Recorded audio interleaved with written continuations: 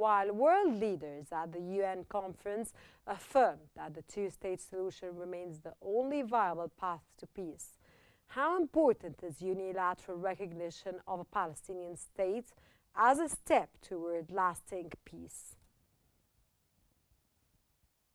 Thank you for having me. Well, recognition is a symbolic political gesture.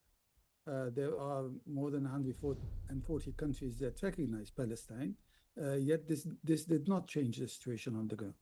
Of course, France, as a permanent member of the Security Council, has a special weight, and it is an important step.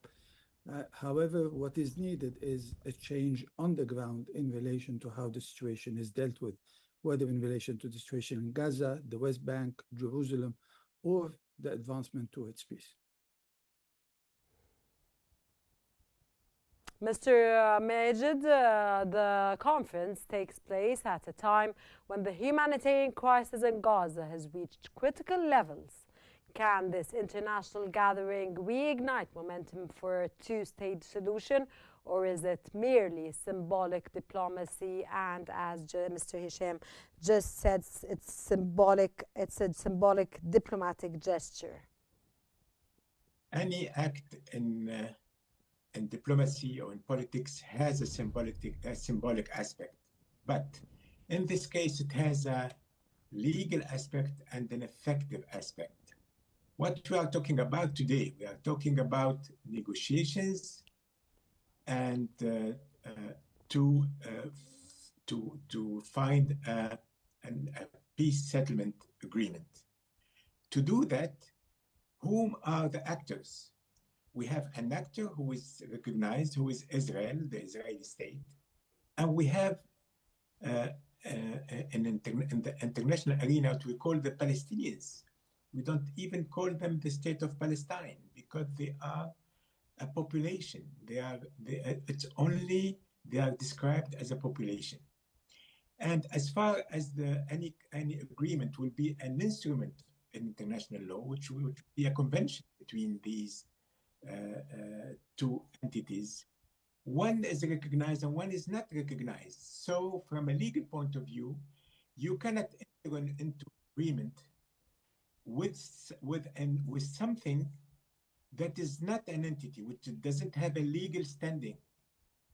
Okay, so this is a very important matter. So Israel is trying to discuss with the Palestinians as a matter and not as a subject. It's not an equal, and it's not an entity standing on an equal footing with it. So we have something unbalanced, and from a legal point of view, it doesn't.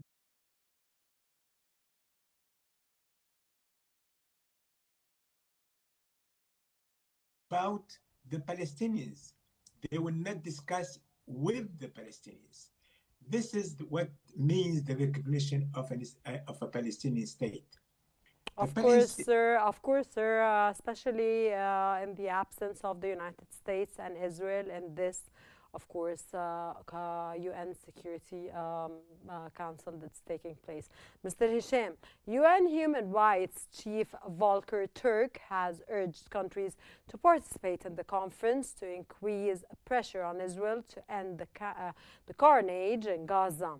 In what ways could this urgent meeting contribute to de-escalating the war and alleviating the suffering of Palestinians, sir?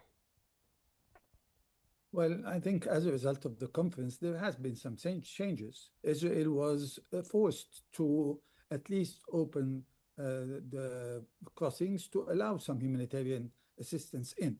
This happened in the context of the convening of the conference. So, and this is important because Israel has been preventing humanitarian assistance for a few months now, and allowing only what it established, which is the Gaza Humanitarian Foundation, which is not accepted by the vast majority of the world, including all the humanitarian organizations, and only supported by the United States.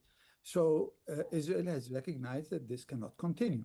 And as a result, it took a step to ease the situation. Of course, it's still a drop in a bucket, but we have to continue to pressure Israel in order to allow humanitarian assistance in without hindrance. We will see whether this would be achieved or not.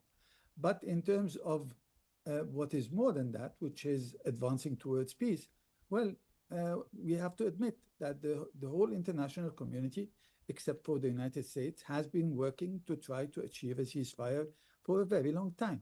And negotiations have been taking place, one round after another.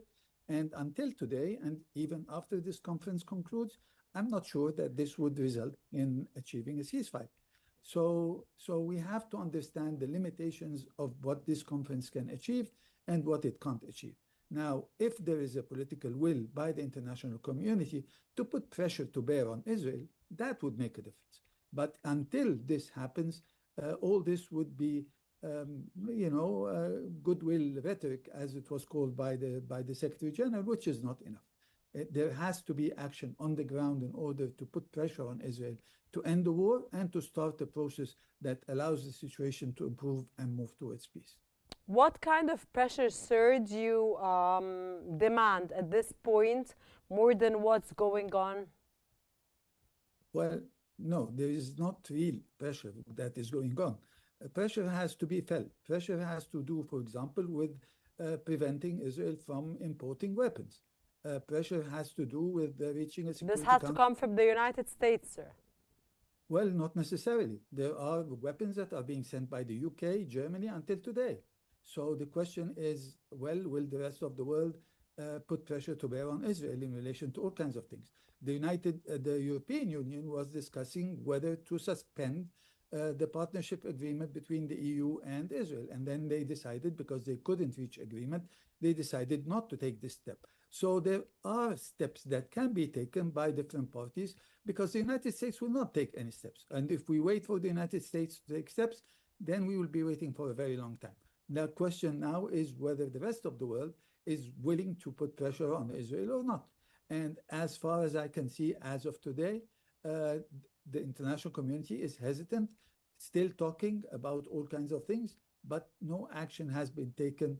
And I hope that as a result of what is happening in New York and the situation that is evolving both in the West Bank and in Gaza, that this would encourage more and more countries to start talking about taking real steps on the ground to put pressure on Israel in order to change its policies.